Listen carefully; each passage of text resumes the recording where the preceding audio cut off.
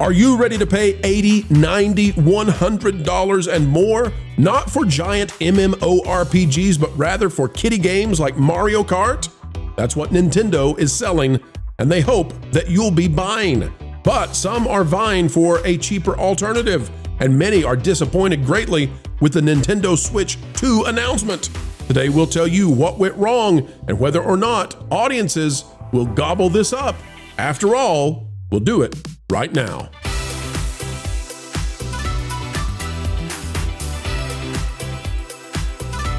Hello folks and welcome back. Woohoo! It's another beautiful day and we're happy that you've come our way.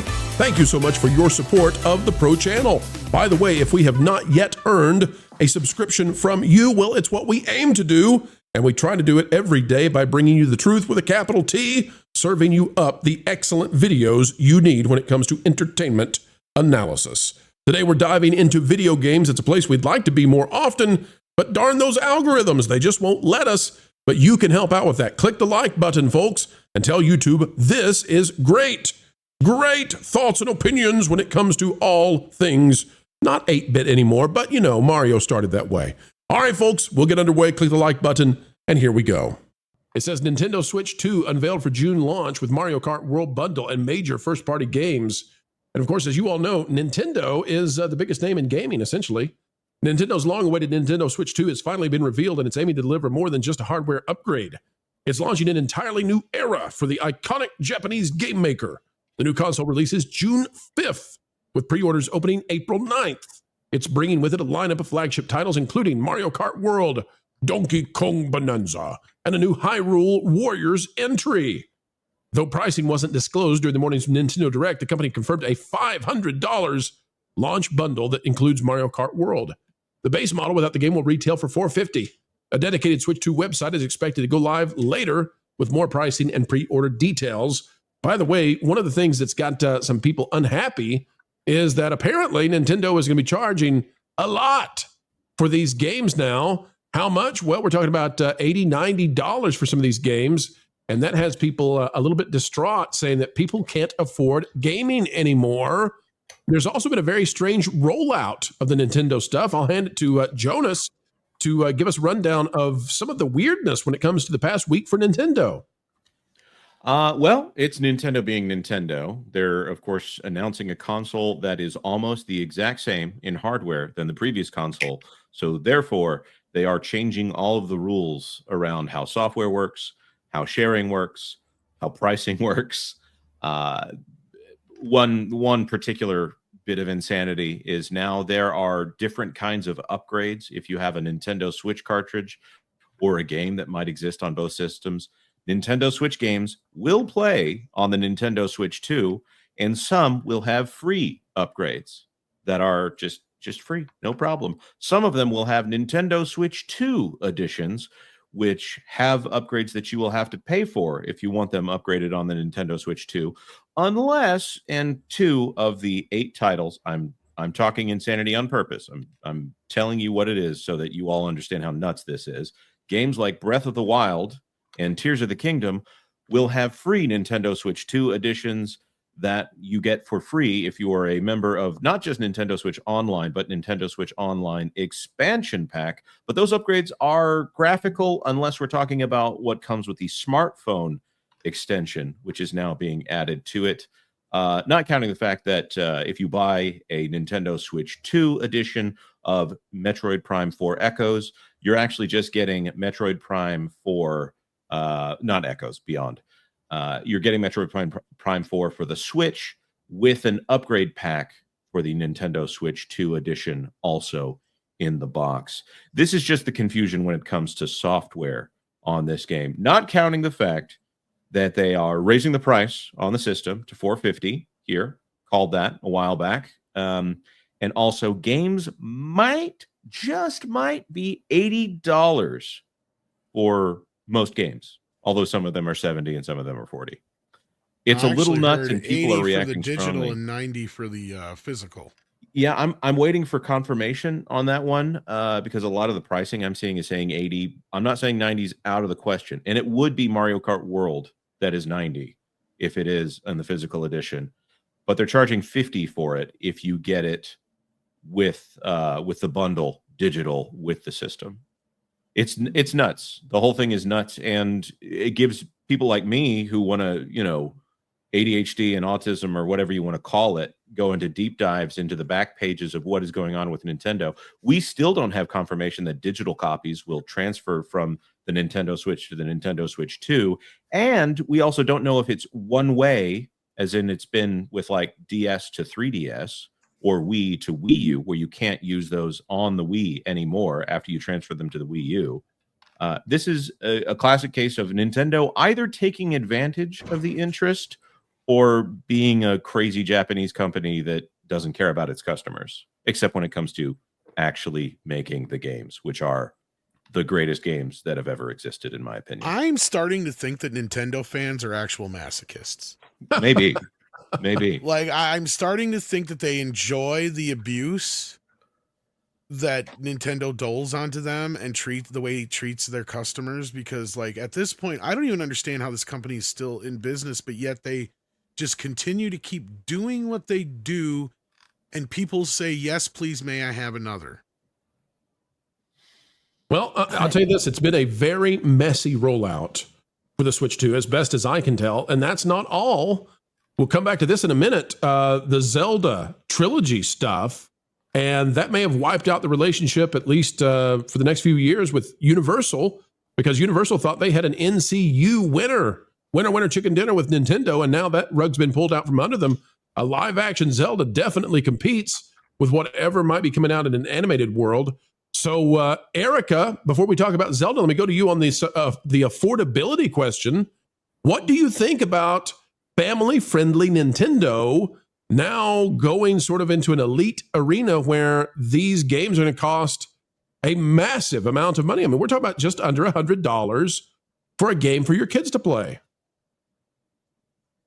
Yeah, no. So my older sister we got her kids, Nintendo Switches a few years ago because they were coming out here to visit us.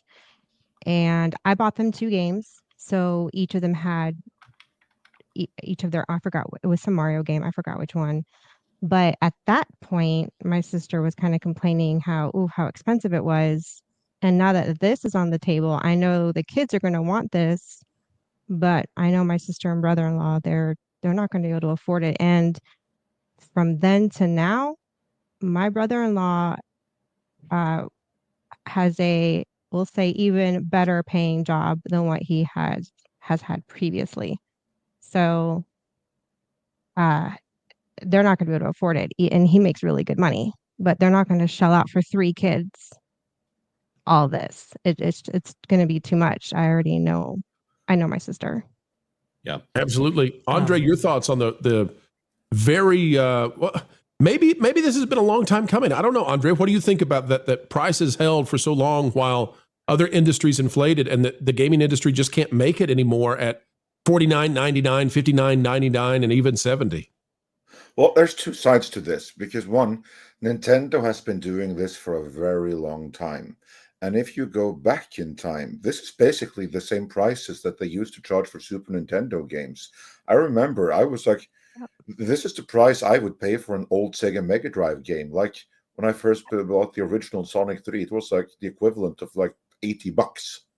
Brand new, no DLC, no nothing like that. That was the price of games. Of course, then people have gotten used to significantly cheaper games in the last few decades since then, obviously. So this is going back to an old-timey pricing model that people don't remember. Another thing, and I'm not defending what they're doing here, I'm just thinking of why would they do this? And I think that's because Nintendo realizes, you know what? Xbox and Sony, they have kind of screwed themselves this last generation. They have both lost tremendously compared to where they were. They haven't released anything. They've been too busy dancing around looking for the modern audience, and it has cost them greatly, whereas Nintendo has won the audience. So I think that now they figure, you know what? We already have the audience. Let's try to rise prices, see how that works out. If it doesn't work out, we'll just lower them later. I think that's what they're doing. It's interesting you bring that up, Andre, because and I've got it here. One second. The old clips from the paper. Razorfist was tweeting this out. Look at that $87.98 price tag for Killer Instinct, which is I mean, it was essential game back in the day. Never mind that. Look at Mortal Kombat. Whew. 95. Yeah. Yeah. Well, and this is kind of something I've said for a while too about physical media. Whenever anybody gripes about, a movie coming out and they're like, I'm not paying $30 for a Blu-ray. It's like, you do realize that with inflation, we should be paying a heck of a lot more than that probably for some of this stuff. But Absolutely. they managed to keep this stuff at a kind of a base price. Like even CDs, you can still go get a CD for $10-12, right? Like even I remember my first few CDs I bought were $17-18, right? Yeah. So, I know I'm crazy, and this is probably an unpopular opinion, but I think this is the right call for Nintendo. Ubisoft trying to charge $130 for Star Wars Outlaws? No, that is a $15 game. I don't care adjusted for inflation. That is a $15 game that I might play when I am bored 10 years from now. I still am playing Luigi's Mansion on the GameCube. So if I paid $80 for that back in 2005, whatever it was when that came out, I got my money's worth. The issues that I do have with Nintendo here is like Breath of the Wild getting an upgrade for the Switch 2, which is a Wii U game, and them trying to get people to pay $80 for smartphone functionality on it, which it sounds like just cheating GPS. Like seriously, just buy a game guide. There are things that are not worth paying this much money for, like the Nintendo Switch 2 Welcome Tour, which is about the functions of the system. That's paid. That's insane. But if we're talking about if this game plays as well and has the longevity of Super Mario Kart 8 or Mario Kart 8 Deluxe, okay, $80. I'm going to make that back over the 10 years that I've been playing the previous one, if this one goes as well as that. Vash, I know you were going to try to say something there. Well, but think about it. This price creep here has happened for a while in the gaming industry. It's happened in the form of microtransactions and post-purchase purchases, too, right? yeah. That's kind of how they have that's been able what to. bothers me too. Yeah, Right, and that's what I'm saying. Nintendo doesn't do that, at least not that I'm aware of, not to the extent that other developers do, maybe. And so it's like, okay, well, if you include all the content that I'm going to get for this game, I don't have to buy DLC packages or post-purchase content or anything like that, and I'm getting it for a little bit higher price. I think a lot of people will more be willing to opt into that than, let's say, a bunch of microtransactions on the back end. Go ahead, Tom. Sorry. No, Tom was bringing up I was going to say that microtransactions. exact same thing. Yeah. I was going to say that to me, that's where they get you, because this is me having a son who's a big gamer growing up. It wasn't so much the games that would usually kick me in the buttocks as far as the price. It was all the microtransactions and the extra crap he would always want on top of it all. Right? It wasn't bad enough that I had to pay 40, 50, 60 bucks for a game to begin with. It was when he would get it home and he'd have to be online to play it. He'd need this package, that package, this package, all these things. And by the time it's all said and done, it's like, man, I've spent $120 on this game for my kid, and he hasn't even started playing it yet. Where I'm used to growing up, where I just stick the game in the system and it plays, right? And everything is there. There is no updates. There is no patches. There is no fixing it in the background or any of that crap. Yeah, the day one patch is an abomination, and the fact that Nintendo has it now, I think it's ridiculous, especially if they're ever going to shut down their servers. I know that this is not a popular take right now, but I think that this is an adjustment that the market is making, and there is only one gaming company on the planet that I hear an $80 price tag, and I think maybe I would actually get that. Ubisoft, that's a no. I'm going to wait 2 years to find out whether or not it's actually going to be a good game, and maybe I'll see what DLC comes out. For Nintendo, though, I mean, one more thing to add. They never lower their prices, and this generation, they have lowered their prices. It used to be that maybe you would get a $10 retail price lowering on new Nintendo software, even if it was the start of the system to the end of that life cycle of the system. Now, you're much more common seeing discounts on new at retail pricing, like Princess Peach Showtime, which don't tell my kids. I just picked that one up for them at $45. I'm not sure that game is worth $45, but I've got a little girl that is very excited to play that game. If Nintendo did their old pricing structure, that would still be a $60 game. But that is relatively new and it's already discounted. So I think that Nintendo and the new guard of more business-minded people that they have at Nintendo will probably lower this price, maybe not for the first year until everyone that has a Nintendo Switch has a Nintendo Switch, but there will be price lowering on games in a way that they have not in the past. So let me bring it back, though, to the other messiness of the week, and that is that we heard that Nintendo is pushing for a live-action Zelda trilogy from Sony.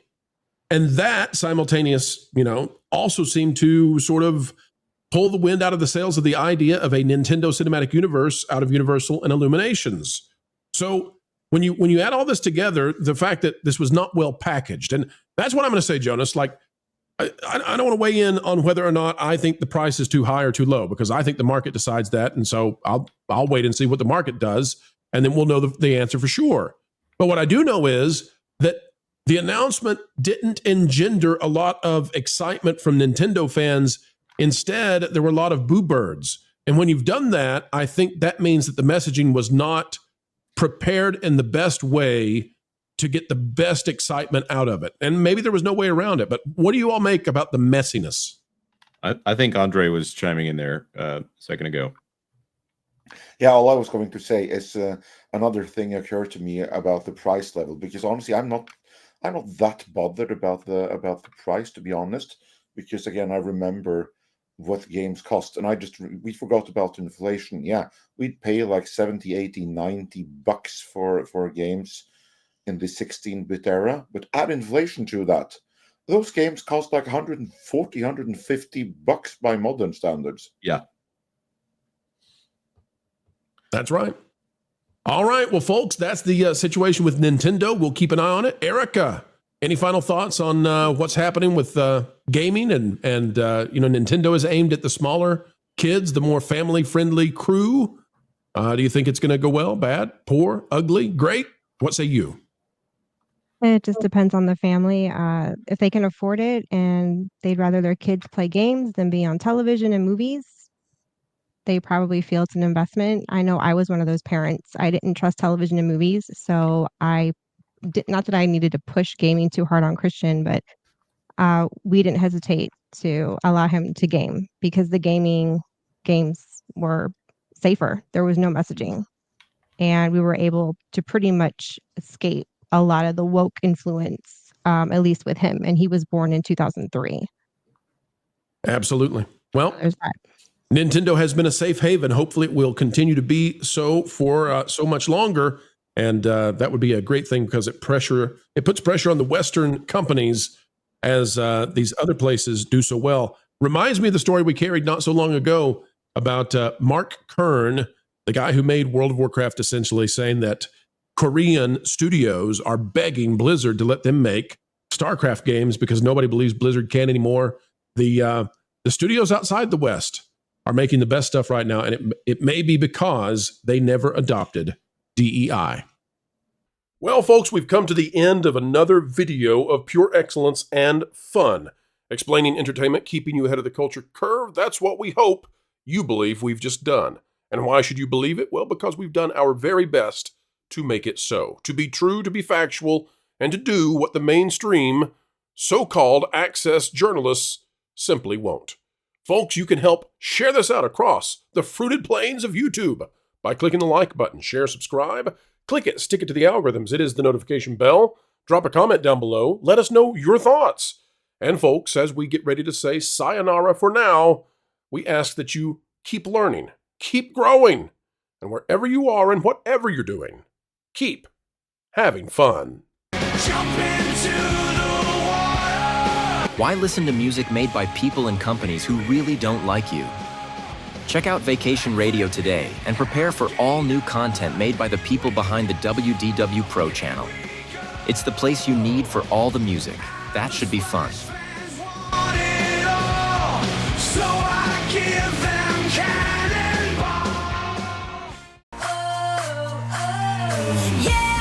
Hundreds of songs, every genre you can imagine. Listen live on YouTube and enjoy a set list that's always sunny. It's Vacation Radio.